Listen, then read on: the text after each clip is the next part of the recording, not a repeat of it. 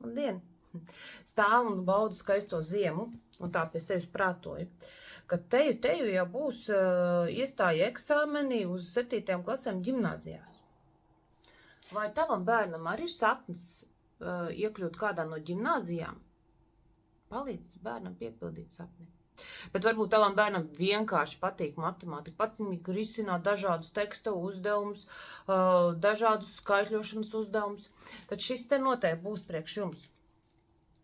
Es piedāvāšu no janvāra kursus matemātikā 2 stundu garumā katru svētdienu, kuros mēs risināsim dažādus teksta uzdevumus par kustību, par jaudu, par darba ražīgumu, pavējam, pretvējam un tā tālāk.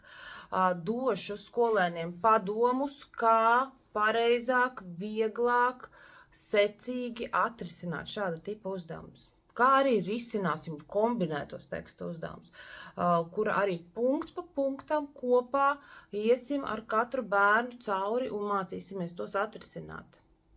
Plus arī paņemsim saistītos pierakstus, kurus arī iemācīsimies risināt glīti, saprotami, ar pareiziem pierakstiem, pareiziem paskaidrojumiem, kā risināt.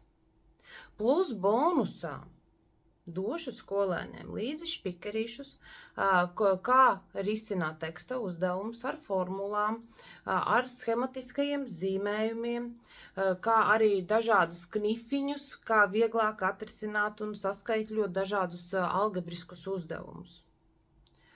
Ja interesē, droši apskaties vairāk informācijas mājaslapā zinībtaka.com